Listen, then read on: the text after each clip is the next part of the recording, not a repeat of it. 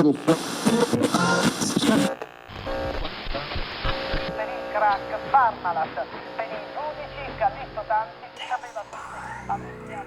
investigation into the high school massacre is slow-moving and dangerous. The two gunmen who went on the rampage booby-trapped the building and even themselves. All day long, investigators have searched the homes of both teenage killers. In one of them, police say they found bomb-making materials.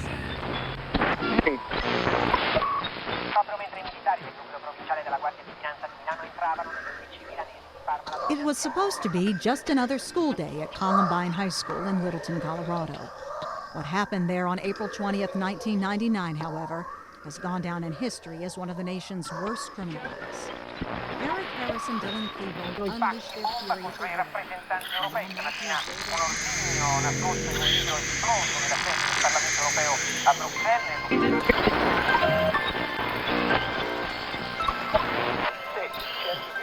Stick of TV, the one you take to bed with you. I want to begin by saying that Hillary and I are profoundly shocked and saddened by the tragedy today in Littleton, where two students opened fire on their classmates before apparently turning their guns on themselves. One of the worst school shootings in U.S. history, the murders at Columbine High School last April, and it's still fresh in the country's mind. Now, a new twist. Police in a New Jersey town discovered a satire, a movie of the Columbine shooting filmed at a local school. And now, as Michael Ayala reports, they've arrested two amateur movie makers for weapons possession. Michael?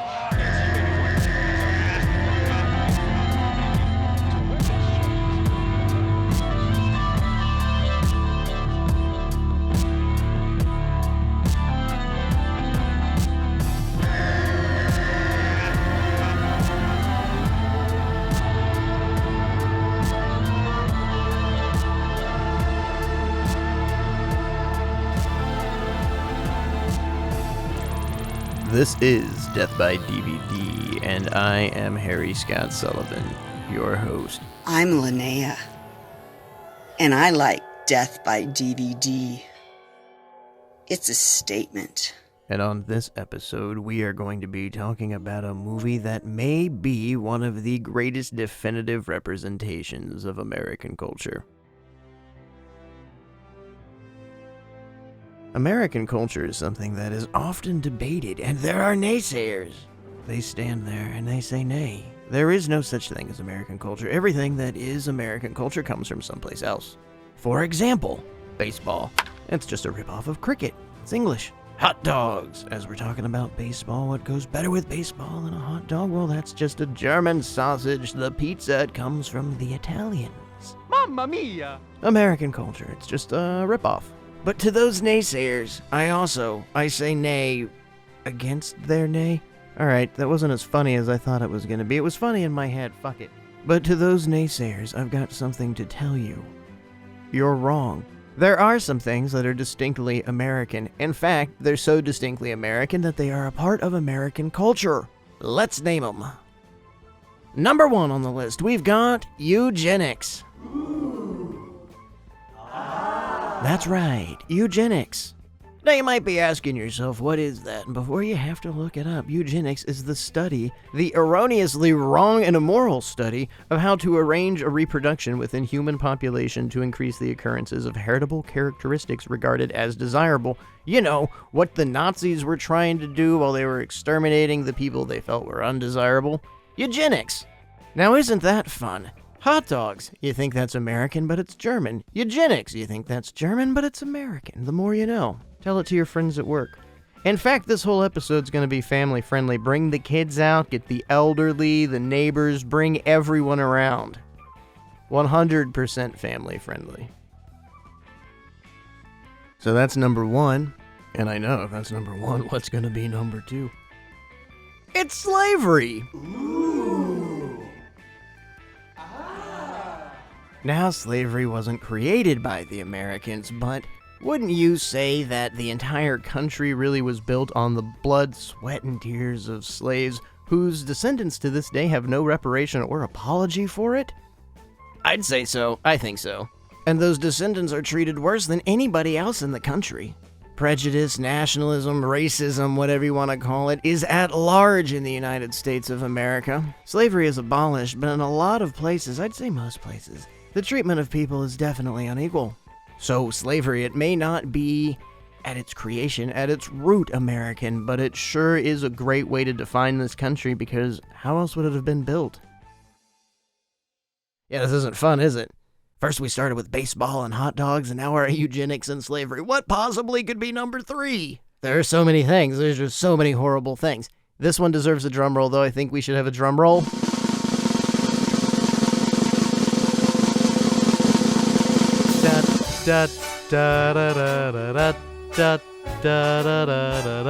It's a school shooting.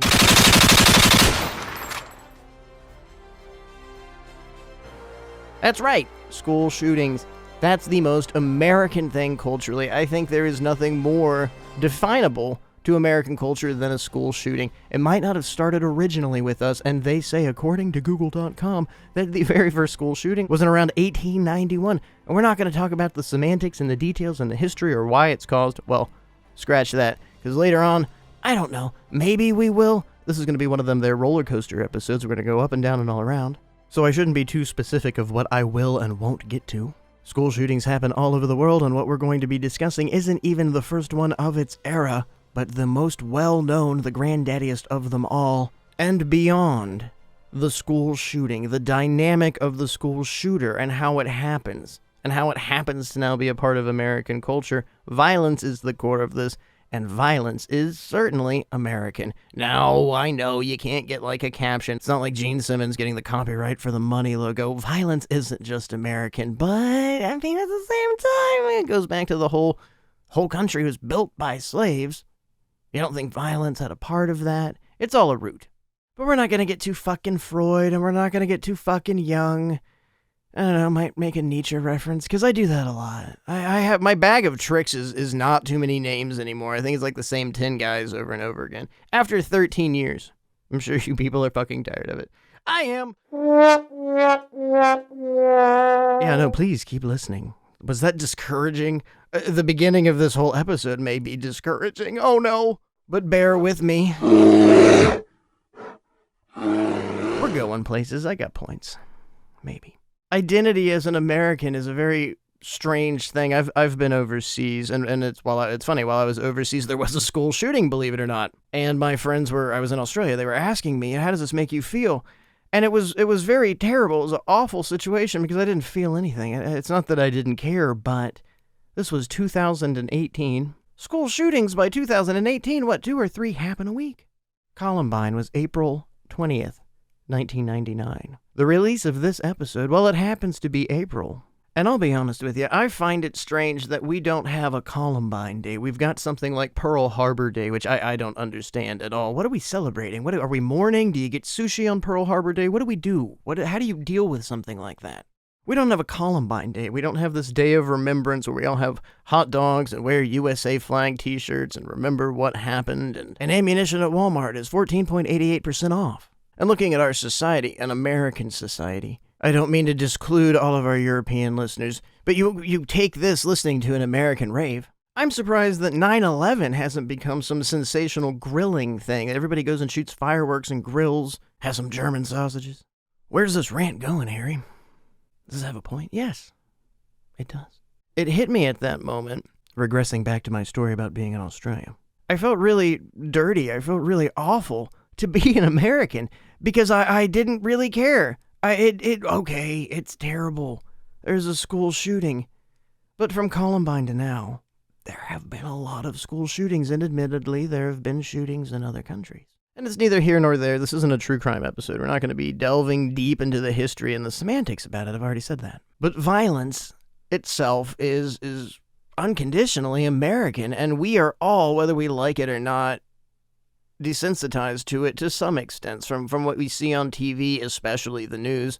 On this fine program, Death by DVD, last year I did a whole special on Christine Chubbuck, and the whole point of that special was, without her death, nobody would know who she was. To this day, the only way people learn about it is through 2 fairly poor movies that are about her life, and then clickbait articles. That's what violence and school shootings have become summed up as in the United States. They're just clickbait articles. You click through, you see the grieving, terrible parents, but you don't feel anything anymore because it happens all the time. And I'm not assuming you, the listener, has these feelings. I'm speaking freely here. Sometimes on Death by DVD, we have very in-depth episodes where we talk about the entirety of the movie and everything that happens and the subtle nuances and the colors and why things are done this way. What is the director trying to project to us? Sometimes we have very political episodes where we talk about the same shit, but the political meanings of it. I can't do that for this movie. It would be mundane and boring and pointless and just pointless. It would be so fucking stupid to sit here and start, well, at the very beginning of the movie, this is the very first shot, and this is what happens. I honestly would like to do a commentary someday, depending on how this episode turns out. Because I think I would be able to say a lot of what's on my mind easier than what's going to end up happening with this episode. I don't even think I've said the name of the movie. But it is what it is, and you've got what you've got. I am very freely, I need to say this before we really get into things. This is my opinion, this is my thought. All of this is all on me. Does not reflect anybody else at Death by DVD. We're just going to talk about this movie, and if you haven't seen it, well, gee golly gosh, it's going to suck. And I don't expect you to have seen it, which makes things even more difficult, but also, on another hand, makes it nicer that I'm not going to delve into things and completely ruin it for you, because this movie is very easily available for the very first time ever. It's on fucking Blu-ray. It's wild, this movie's on Blu-ray. And I'll tell you why in just a few minutes. Because I've mentioned American culture, so you could think we're talking about something like Born on the 4th of July. No, fuck no. Oh, God, fuck no. It's even better than that. And what's better than Vietnam exploitation? Tom Cruise playing a legless Vietnam vet rolling around fake drunk with a cigarette in his mouth. Oliver Stone, God bless you fucking bastard. He gets Academy Awards for that sort of shit, and it's just Roger Corman, man. You know what? That's an insult to Roger Corman. I don't think he ever exploited people as badly in his movies. That's right, the man that produced Death Race 2000.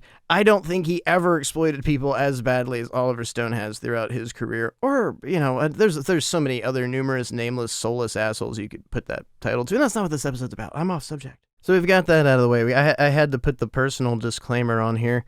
And while I'm doing the personal disclaimer, we're talking about school shootings already. I'm sure it could be upsetting and triggering. So listening discretion. As an American, I can say in the last 30 years, there have been a multitude of things that have happened that have drastically changed culture, and they have nothing to do with sports. They have nothing to do with food. Columbine was one of them. It changed the world for a very short period of time, then of course 9/11 happened, and then after that, violence just became a part of culture. You have video games, punk rock, metal, Satan, horror movies, all these things banned for it. But from the fucking Revolutionary War forward, war, violence, death, destruction, shooting, guns, it's a huge part of American culture. It is definitive of American culture. Violence is American. There is no patent, but it's American.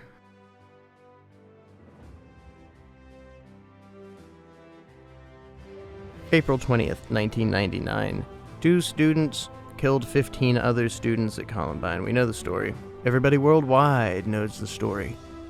6 months after the Columbine High Massacre, Duck, the Carbine High Massacre, came out on video.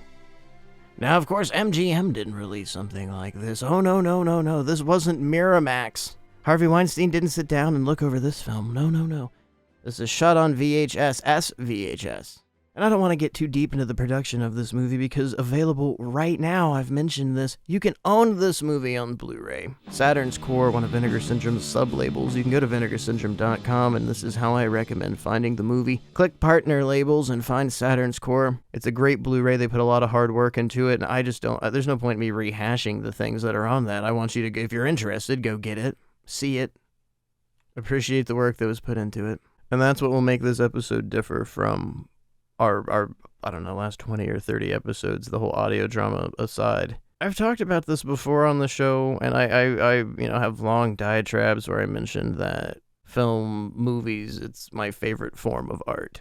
And I get long-winded, and I bring up shit like Paris, Texas. But this movie specifically makes me feel a great deal of emotion. Duck, the Carbine High Massacre. And I kind of just am going to, in a few seconds, go 1, 2, 3, and I'm just going to start shooting what I have to say about this movie.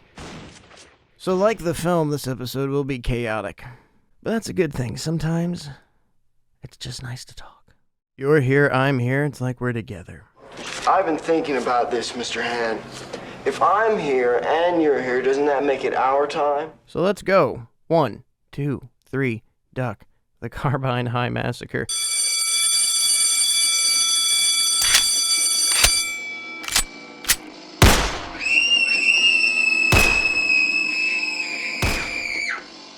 I think this is maybe the darkest, bleakest, blackest satire I've ever seen in my entire life. I think the best way to describe this movie is if like Fassbinder and Andy Kaufman made a movie together. Rainer Werner Fassbinder. And that's my real thought on the thing. It's Andy Kaufman level satire, and it to me is genius. I think I think it's beautiful, and it's such a bizarre, terrible word to use to describe, for all intents and purposes, a Columbine exploitation film. And I don't like describing Duck, the Carbine High Massacre, as a Columbine exploitation film, which sounds fucking stupid because the name of the movie is Duck, the Carbine High Massacre. And we all know what an exploitation film is. If you've listened to Death by DVD, I would expect you to fucking know what it is. And if you're a first-time listener and for some reason, Duck, the Carbine High Massacre, I'm just going to try to say the name of the movie over and over and over again. Somebody count, and if you get it correct, I'll give you a t-shirt. Fuck, that means I have to count how many times I say it in the episode. The title itself is explicit, but I think it's a cop-out to describe the movie that way because there are other exploitation films that I think this kind of takes a lot of spirit from. Last House on the Left and Island of Death, which is funny because those are the last two movies we talked about on Death by DVD. I see the wonders of the day. Millions of people left like clay. Millions of whispers saying, I'm dying.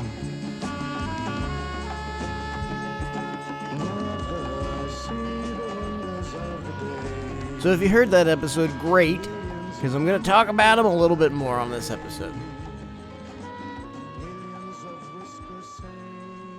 I've read a lot of reviews for this movie. Joe Bob Briggs most infamously reviewed this film, and I'll maybe parrot him a little bit without meaning to. I don't mean to bite on what he has said about the movie. I agree with him on a lot of instances. Not everything, though. There is a website called Letterboxd. I love Letterboxd. I'm not trying to shit on it, but there are a community of assholes on that website, and the reviews for this film on Letterboxd are ridiculous. And it really made me question. It was one of the driving forces why I wanted to ramble out of control about this movie on Death by DVD, is reading the reviews for this film of what the fuck? How can so many people miss the point? I go through and I'm looking at your profiles, and it's all the same sort of thing. They all love Goddard. They all have Alain Delon profile pictures. I get their jive. I understand it. But when I saw this movie for the first time, it completely shocked me. Me and my best friend, we downloaded it. We skipped school and we downloaded it on his computer. We'd heard about it from older kids. We heard about there's a fucking Columbine movie. We heard that it was like a snuff tape. We knew the name, we found it, we downloaded it. Obviously wasn't a snuff tape. It has a fucking soundtrack. And that was it, you know. We went and got high and drank some of his dad's beer and did some miscreant punk rock teenager shit. I didn't think about the movie for years and years and years until I got an email from Vinegar Syndrome saying, hey, guess what we're releasing through our partner label Saturn's Core? Duck, the Carbine High Massacre. And I went, oh shit, and I relived that memory and I ordered the movie and I sat down and I watched it and it just blew my fucking mind. It really blew my mind. And I watch shit all the time. It's all I do. I work on this show and I watch movies. I watch a lot of movies. And I mean, I watch a lot of movies of various genres. I'll go from Alain Delon and Jean-Luc Godard. I'll get stuck watching artsy-fartsy shit for 3 days, and then I'll watch Godzilla movies for 6 days, and then I'll binge shot-on-video movies from Baltimore, Maryland that were only filmed between 1985 and 1992. I like movies. I watch a lot of stuff, so I intake a lot of emotion is what I mean through all of this. You see so many different types of art, you see so many different types of productions. You become desensitized to things, just like culturally we've become desensitized. And I don't mean this, largely, I've already said that for everybody, but culturally, I dare you to fucking argue with me. School shootings don't matter anywhere near as much as they used to. They matter to the people that are involved in them and who are the survivors and who has to bury their dead. And I don't mean to be insensitive. I'm not trying to be crude or crass on the subject matter, not at all. But it's true. It's nowhere near as important as it used to be because it happens so fucking much. It's just like you turn to your pal and you go, God damn, another one of those. Woo! There's a fucking war going on, 22,000 people killed in 24 hours by the Russians. There's all sorts of terrible shit that happens all the time, constantly, from 9/11 onward. 1999 going into the early 2000s, it just became, I want to say the most violent era of American history, but that's not true. The Vietnam era was incredibly violent. The Cold War was violent. The Russians going into Afghanistan. We went into Afghanistan. Before that was violent, and I mentioned this at the beginning of the show, you've got the descendants of these slaves that were brought to this country. Every waking moment of these people's life has been prejudice, violence, never the same chances that white people are given, and that's undeniable white privilege. It's 100% a thing, and even when you look at something like school shootings, it's always the same problems. More often than not, I would say white people are more desensitized to these things. Take that however you want to. When violence is a part of your culture, violence becomes a part of you. And that leads us into Duck, the Carbine High Massacre. Hey! Hey! What's for lunch? Duck?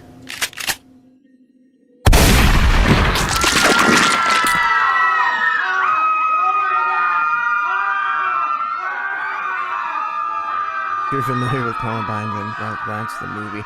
But what we have here is something very, very interesting. There's a movie called Last House on the Left by Wes Craven. And in that movie, we are shown some of the most despicable acts committed on film. Well, at least at that point. Or at least until something like Salo came out. Rape, murder, torture. It's awful. We're shown this through these actions of 4 characters. You're horrified while you're watching the film. It's painful. Last House on the Left is a despicable movie. It's beautiful, and it's despicable. It's terrible, and it's art. It's wonderful, it's brutal. It's sensational, and it's painful.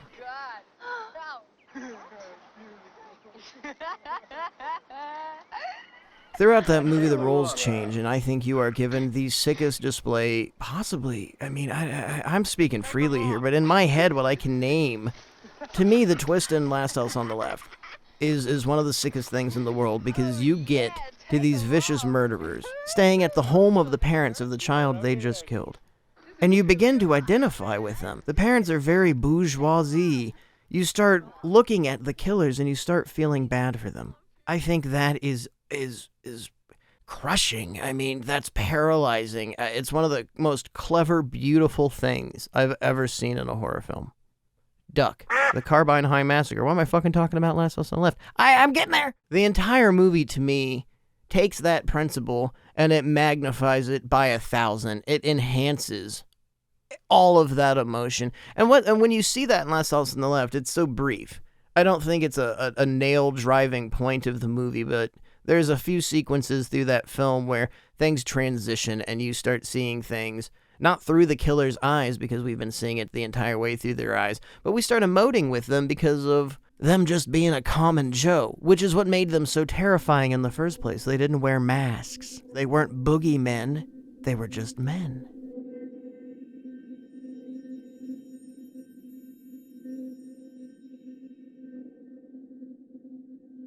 When Columbine happened, it was sensationalized so much on the media, it was the only thing that was available on the news, which also is a key to desensitizing people to things like this. You see it so constantly, it becomes hard to care. I mean, you had vultures, people like Nancy Grace. They had to get their scoop. People camping out in the parents' yard who had just lost their children several days beforehand, and they stayed for months. The same thing happened when JFK Jr. died. I mean, it was just a media circus. In the late 90s, that's really where it became all-out no discretion. The media was fanatical. There was no privacy. There was no safety. People couldn't even mourn and bury their children.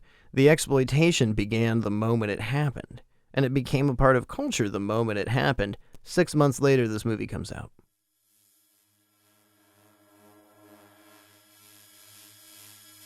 All right. This looks like as good of a place as any for us to take a quick commercial break and play a brief word from a sponsor.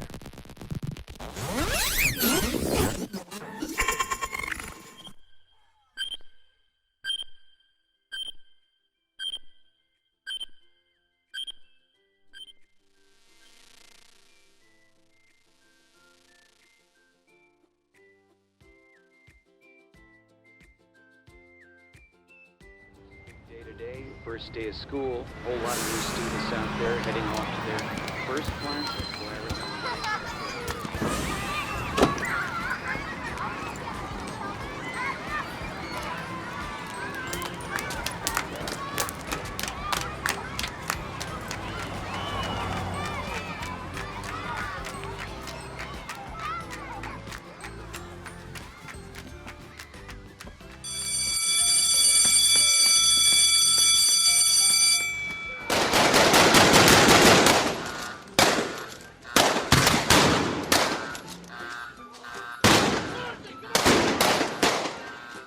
Let's talk about school shootings. And I don't mean picture day. You've heard of Schoolhouse Rock? Well, these days it's more like Schoolhouse Glock. This April marks the 23rd anniversary of the Columbine High School Massacre, the school shooting that rocked the nation. As of April 2022, there have been 22 school shootings this year. Wow! 114 school shootings since 2018, 34 of them last year alone. 20 in 2022 and 24 in 2019 and 2018. That's a lot of bullets. When you send your child or children to school, you expect them to safely receive their education without any threat of violence. You never expect antiquated gun laws allowing lethal weapons to fall into the hands of youths, but they do. Frightco has been protecting families since 1936 with affordable death and dismemberment insurance, and now proudly we can offer families Frightco's new school shooter insurance. That's right. With Frightco, you could save 6.66% or more on school shootings. If little Timmy is in trouble and you can't get there on the double, you can rest assured. Mum's the word. Frightco is here and you have nothing to fear. With 6.66% or more savings on school shooting insurance, you can take the whole family to Disney. Well, the ones that survived. Why change gun laws when you can save 6.66% or more with Frightco? Are guns the problem? No! You just need insurance. Frightco, saving you 6.66% or more on death, dismemberment, and school shootings since 1936.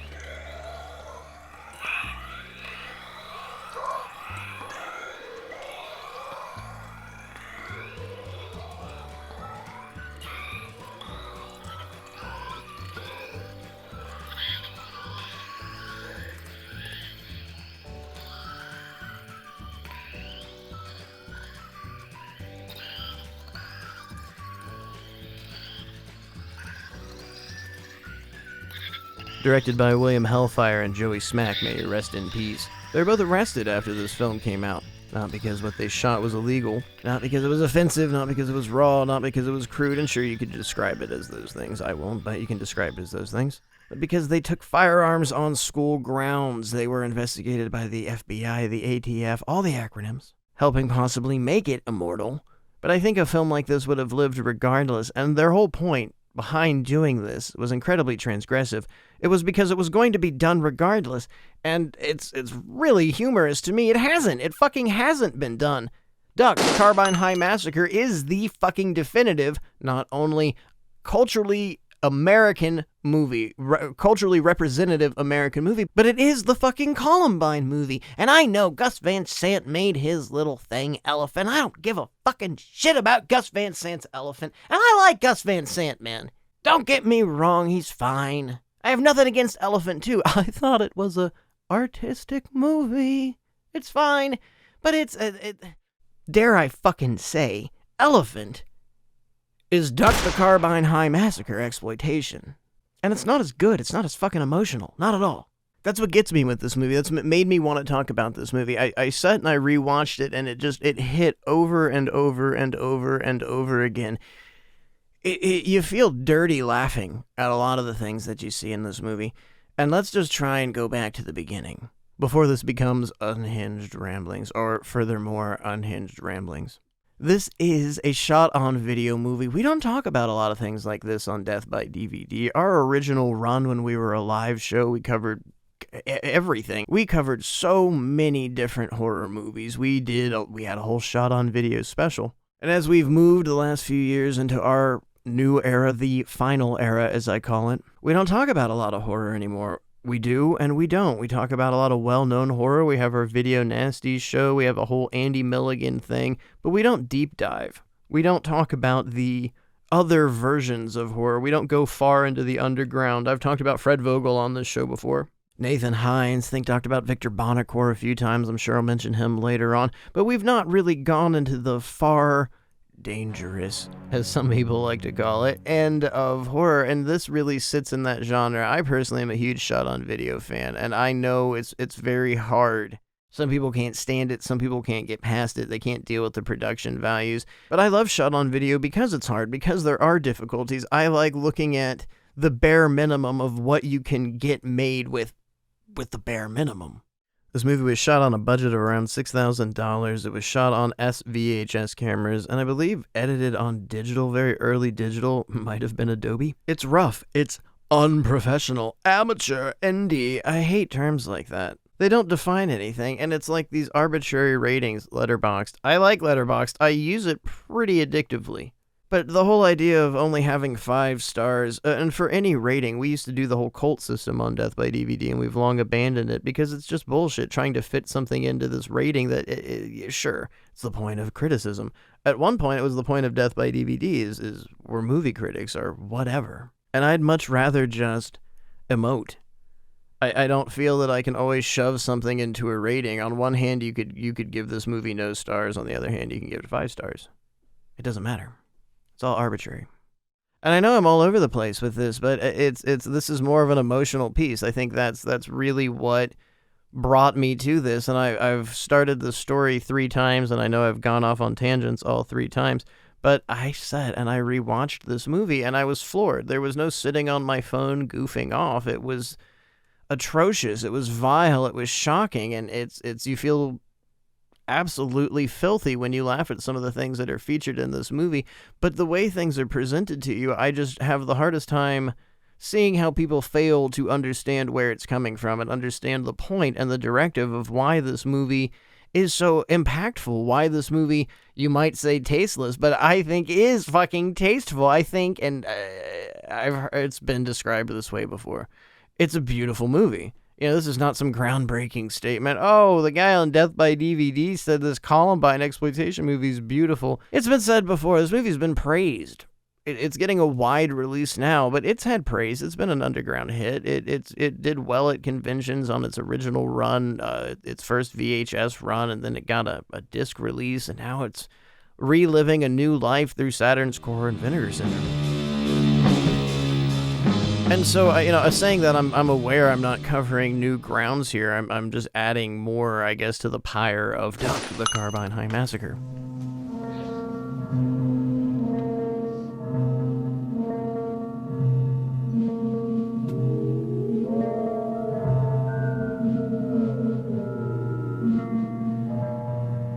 And I don't need to share some high school story of relation to things. It's not a matter of outsiders looking in. Jumping back into perspectives in The Last House on the Left. What makes this film so, I don't know, I don't want to say ironically beautiful, but ironically beautiful, is we are perceiving everything through the shooters. And this is a fictionalized version of what happened at Columbine, but for all intents and purposes, this is Dylan and Eric. The leads of this film are Derwin and Derek, played by William Hellfire and Joey Smack. And for the most part, they take on the imagery of Dylan and Eric. They resemble them, a lot of things that were iconic with the case that was very well known right off the bat. The Nazism, the trench coats, it's all developed, it's all brought into the movie, and visually it's very disturbing and shocking for those reasons. It's over the top for those reasons, but I've seen people describe this. I've read reviews of this movie as comparing it to something like South Park, which I have a bit of respect. A bit. Let's be honest. I have a lot of respect for Matt and Trey. I think they're really genius guys. I really like what they do. No way, Flutes are totally gay! I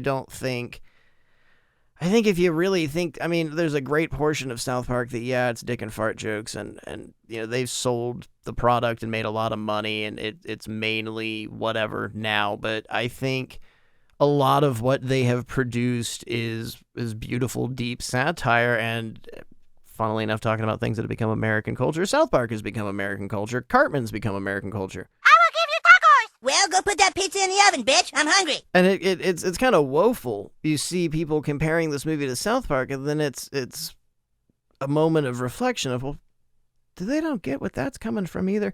And it's a half and half sort of thing. I'm not going to sit here and try and defend some dickhead like Dane Cook and talk about the early 2000s and how humor was different back then, and you could be edgy. Things were very different back then. It's not the same ballpark. It's woeful and sad that they're put into the same little box. What's in the fucking I think this movie has so much more to offer, and from the very first scene, you just start completely with both barrels, and it never stops. It's either incredibly offensive, some of the most offensive stuff that I can say I've seen. Some of the shit that's in this movie is just over the top. It's over the line. It's too much. Over the line! Huh? I'm sorry, Smokey. You were over the line. You're already dealing with incredibly sensitive subject matter, that being school shootings and, of course, it being Columbine. But the themes, the jokes, the satire laid within this movie is iconically American, and it just is a descending staircase that just keeps going down further and further and further into depravity. But all these things, all these depraved things that we are shown and that we're witness to in the movie, they happen to be definitively and very, very American. So the movie itself isn't doing anything that you don't already live with, that you aren't already exposed with on the news. You hear about 12-year-olds getting fucked on the news. This movie happens to make a satire about that. You hear about kids buying guns and going bowling before they shoot up their entire school. This movie makes a satire about that. This movie makes a satire about racism, parents that don't care, drunks.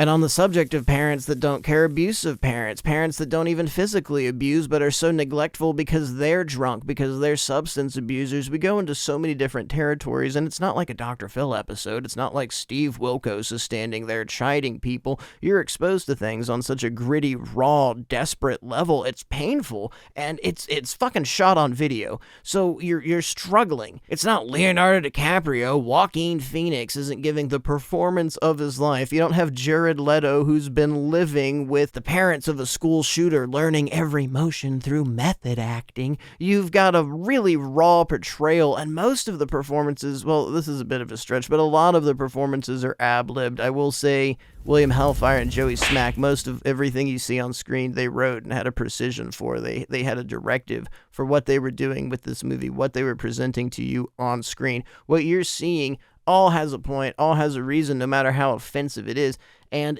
it's fucking offensive. I'm not gonna lie to you. This is a shocking and disturbing movie, and I made a reference at the beginning of the show. It's like if Andy Kaufman and Rainer Werner Fassbinder were one.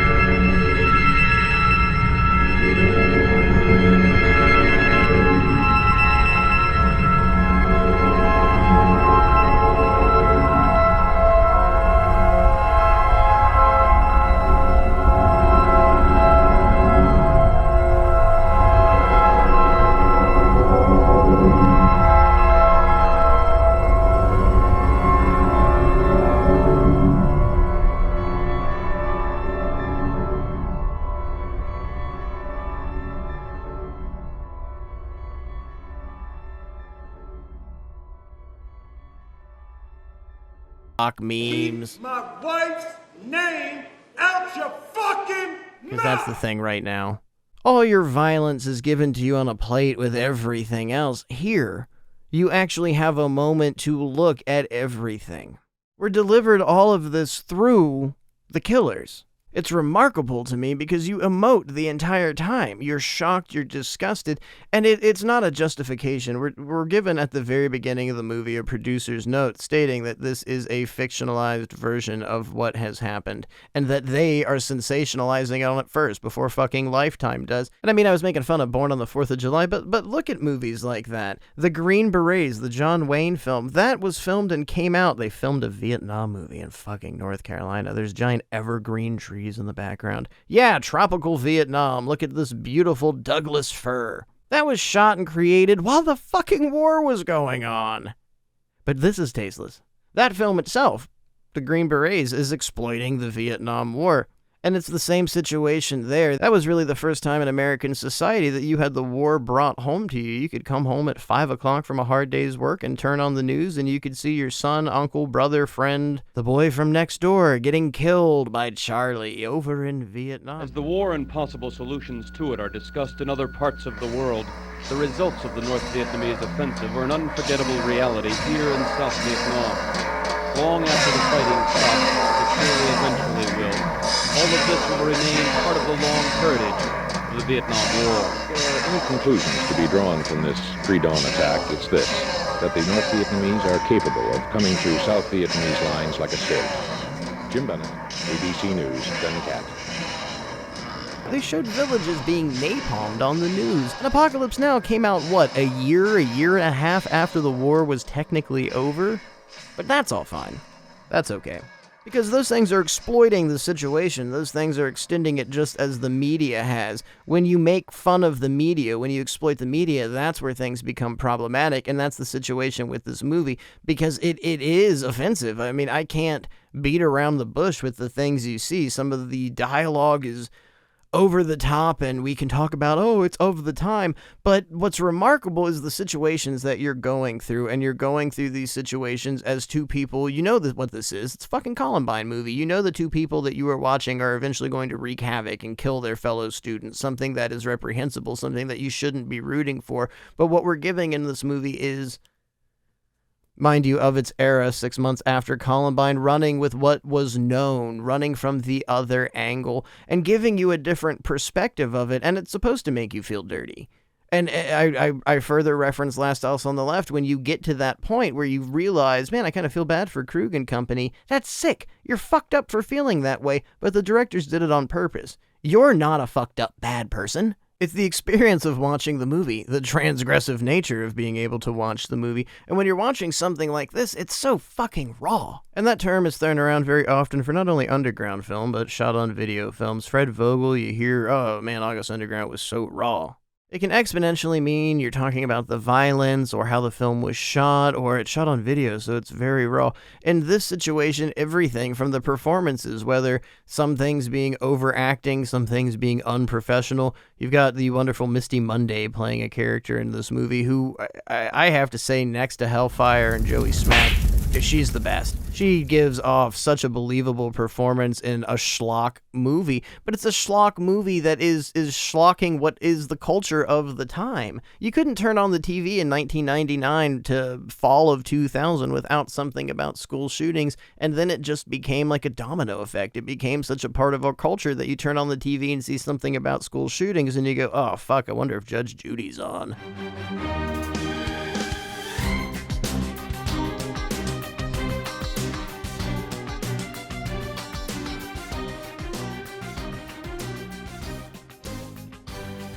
At some point, something changed. But what didn't change is the effect of this movie, being able to watch it years later, years after Columbine, years after that it becomes such a part of us. And I mean that as an American, so I'm only speaking to our American audience at that point. Don't take it personal. That you don't care anymore. But not this. This movie still fucking offends. I just think that's genius. I think something that can manage to have its spice, to be dark, gritty, painful, raw, all these things, all these adjectives and verbs and nouns that I'm just throwing out years and years and years later. To me, I guess it's the whole point of the show, why I wanted to do this. I know it's all very disconnected, and this is different than what I usually serve at the Death by DVD table, but the feelings that I got from rewatching this movie, I mean, honestly, they re-sparked my love for filmmaking. I've very briefly talked about it on Death by DVD, but I shot an indie horror picture. Well, I didn't fucking shoot it. That's improper for me to say. A guy named Phil Kroll shot it. But I worked on an indie horror film, Dark Tales from Channel X. Hi, Cassie. Hi, Mr. Barrow. Thank you for coming on such short notice, Cassie. It really shouldn't be too difficult of a night for you. Easy peasy. There's a 20 on the fridge if you want to order yourself something to eat. Don't worry, I've got it, Mr. Barrow. I got to act in it, and I worked on the production. I got to work with a lot of different actors, and it was an invigorating, beautiful experience. And you go back home, I work on Death by DVD, spend most of my time watching movies and working on Death by DVD. It kind of goes away from you, and this movie brought a multitude of emotions, and this is on a very personal level, and I'm going to cut this off here in a second, because I don't really want to talk about anything personal on this episode, aside from my emotions to this movie, but as a compliment to William Hellfire and Joey Smack, although he's no longer on this plane of existence, may he be surfing the void happily.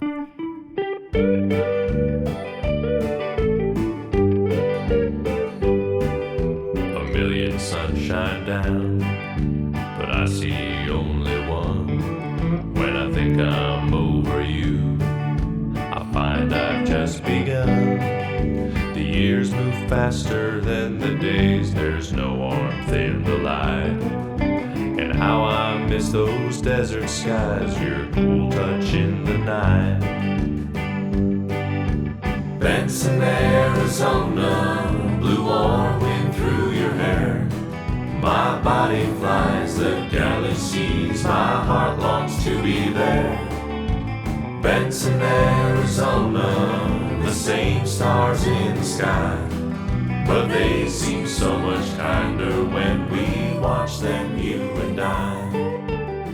I think Hellfire would at least take this as a compliment. It sparked an interest in me in picking up my cameras and writing again. This has given a whole new plane of thought to me, because something like this, something so offensive, and I can't. You can't skirt that under the rug. This movie, any way you look at it, is offensive. There's got to be at least one thing in the movie that's going to offend you. I mentioned a little bit, there's some very vulgar language. There's a lot of words that I'm sure would trigger a whole bunch of people and upset them. Probably shouldn't say this, but there is a character that's just called Retard. That's the character's name. And you can say on one hand it's a sign of the time, but it's as reflective. It might be more important now and more powerful now than it was then, just because so many people, so much of our culture has become desensitized to things that are presented in this movie. It's not nice. It's not safe. It's a dangerous movie. I don't think this movie would cause school shootings, but it's a dangerous movie. It could cause problems with your psyche. It could trigger you to feel things. I've put warnings on a lot of episodes of Death by DVD, and we're almost done with this one. And bringing it up again, listening discretion obviously should, I guess, be advised with every episode of this. But art is fucking dangerous. Art at its core is dangerous, and that's what makes art so beautiful and so pure. There are so many multitudes and formats of it, but it is a dangerous object. It is forever changing. It's not fluid with you. Art is forever moving. It has no shape. It has no form, but it can be a razor. It can be a knife. It can be the bleakest satire in the world. And I don't know. I think at the end of this, coming here is a big point of me coming here is my disappointment with people's reactions to this movie. I don't know what to make of this episode.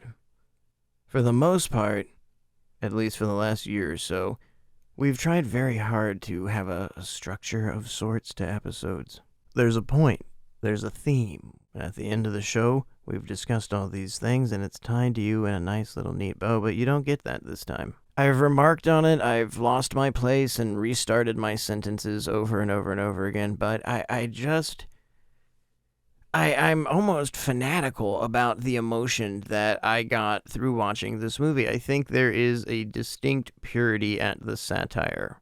I think it's something that is very, very missing from our culture right now, and this is a subject I guess you have to dance around because there's a lot of offensive things that are out there. There's a lot of things that you shouldn't have to be subjected to. There are a lot of statements, words, phrases that aren't acceptable anymore, and you certainly shouldn't have to be subjected to. But you watch something like this, and you look at what it's representing. If you can get past the frame of mind that this is for shock, that this is purposely to bother you, to shock you, if you can get past that, you can see the subtext and see what is being offered here is just parody of America, parody of Americans itself. I'm sure a big problem with this movie is it was massively and mostly known in America, so Americans are watching this and they're going, well, that's not how we act. Yeah, it is. Yeah, it is. There's a part of this movie that was deleted. It's a deleted scene where they talk about bulletproof backpacks, bulletproof hats, bulletproof t-shirts. That's real. That's a part of our culture right now. They have bulletproof backpacks. They have a sweatshirt that you can buy that can sustain shots from small arms, such as .22 caliber handguns, that they sell with high school logos on it and sports teams. We've become desensitized to this shit, whether you want to fucking hear it or not from me. You can hear this episode and take whatever you want to from it. I've tried to disclaim it's my opinions and my thoughts. I don't think I'm coming from an alien place. I don't think I'm being offensive. Neither do I think Carbine High Massacre is offensive. It's just painting a picture.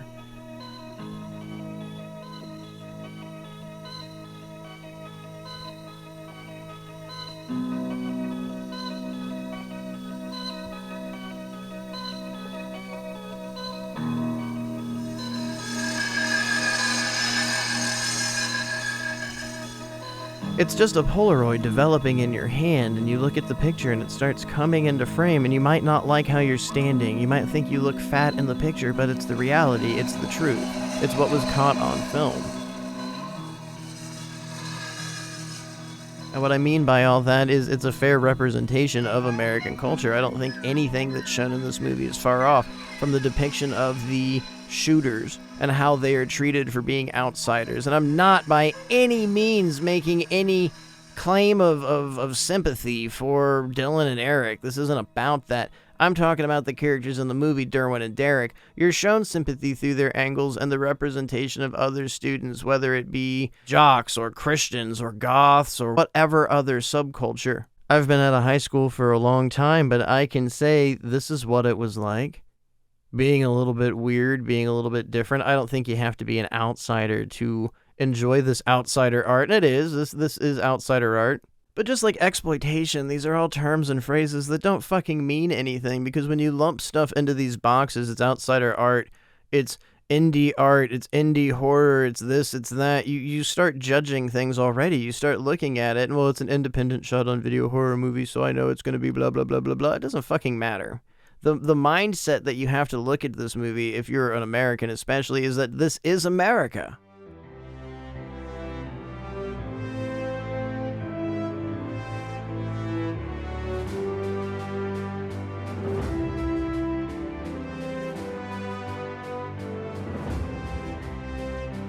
Duck Carbine High Massacre. It is 100% definitively American culture.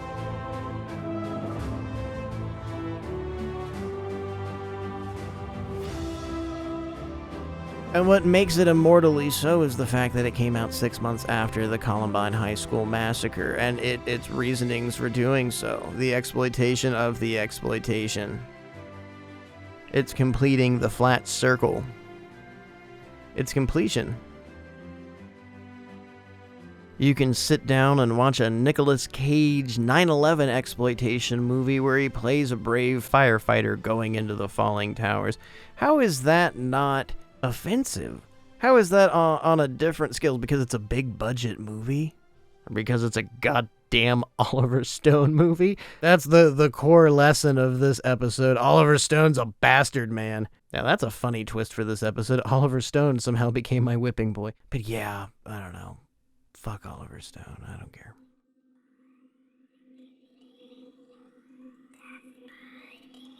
Scarface is alright.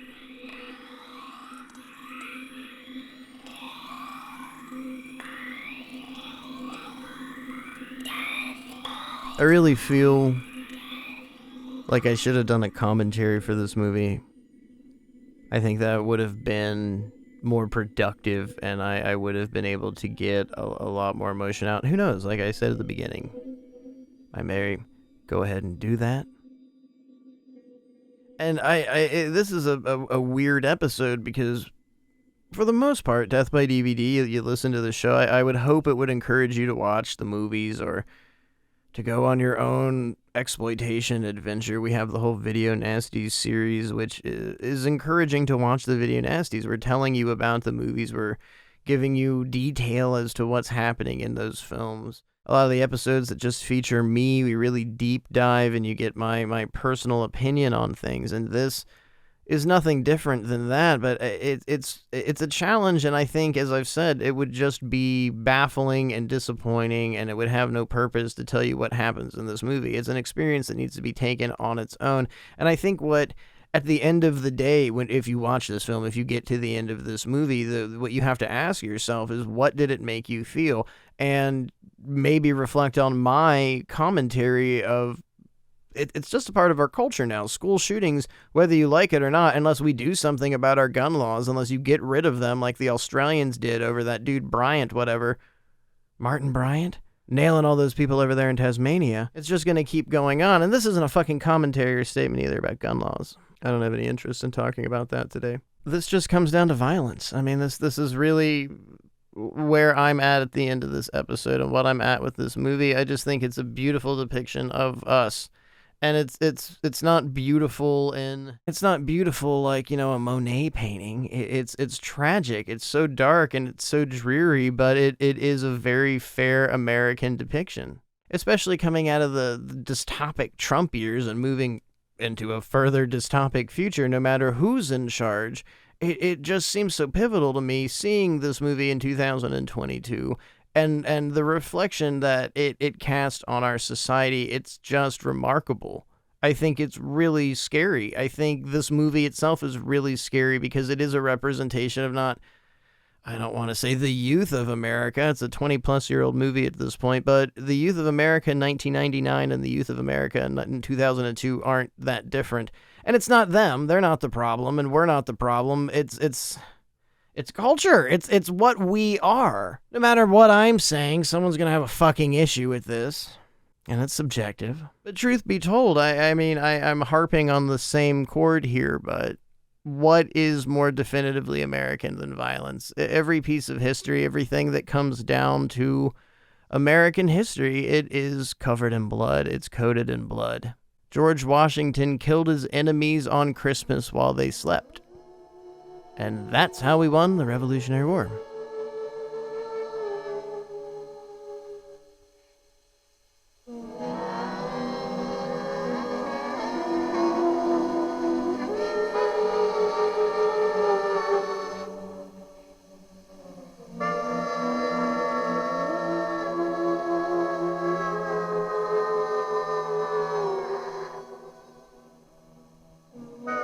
Well, I feel like I'm just going to keep repeating myself. So I'll try and wrap things up here.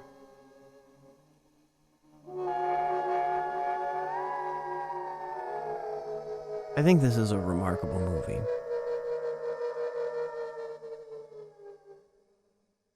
It's so rare to find something that is legitimately dangerous, and in the vein of Last House on the Left, that movie is dangerous. You've got the whole story that there were 30-some-odd rapes caused by that movie. Art is dangerous. You don't see something as courageous as what you get from William Hellfire and Joey Smack. And I'll be parroting Joe Bob Briggs here, but the end of this movie is truly haunting. The depiction of the massacre we see, there is so much comedy within it, but the very final moments of our two lead characters, it's heartbreaking. No matter when you watch this, it's the youth dying. That's what's really magnificent about this, is the way that they were able to project all of this, that they were able to project our culture so quickly, so immediate into your face, and it was shock and awe from the moment, and people not understanding where it's coming from that very moment. You'll sit and watch this on TV and have no problem with the news coverage, but this movie's offensive.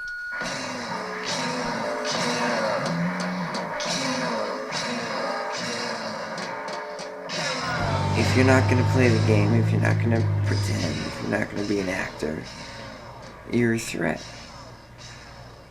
You're an outcast.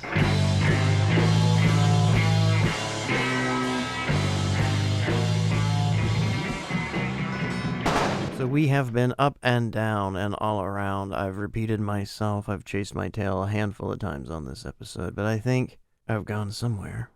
Maybe.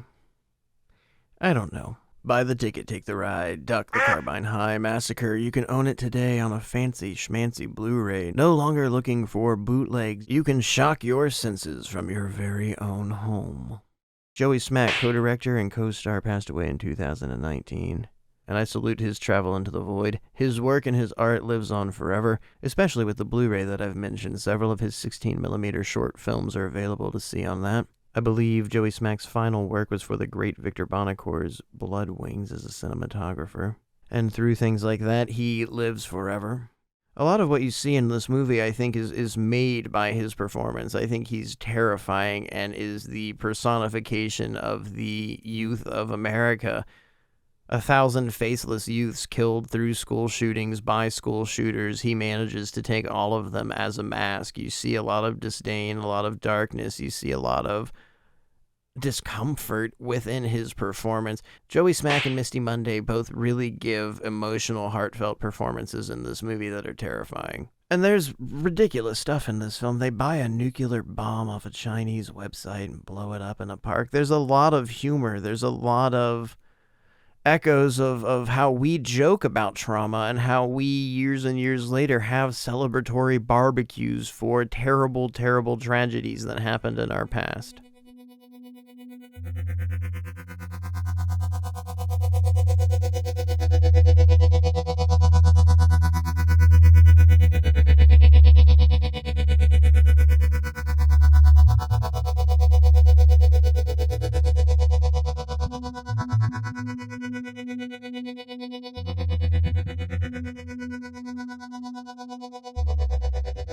So the next time you're at a baseball game, or the next time you're eating a hot dog, the next time you're wearing a red, white, and blue t-shirt, think about the blood-soaked culture that is Americana. And remember, duck. You don't know who's out there.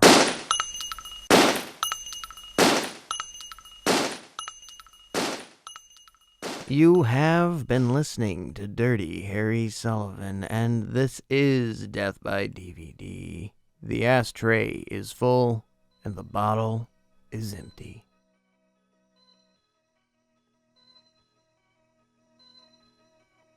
Rest in peace, Joey Smack. That is not dead which can eternal lie, and with strange aeons, even death may die.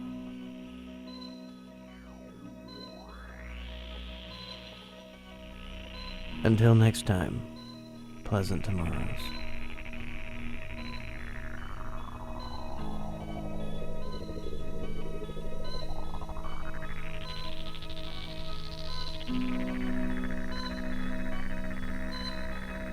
Death by DVD is recorded in front of a dead studio audience.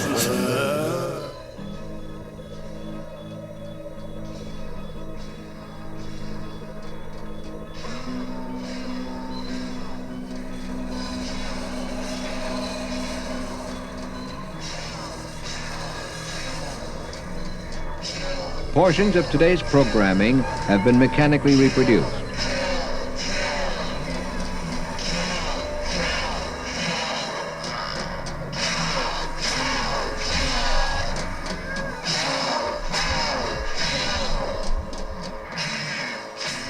Death by DVD is broadcast from on top of the blue crystal Sunshine Mountain in Anytown, USA, with transmitters on top of the Empire State Building.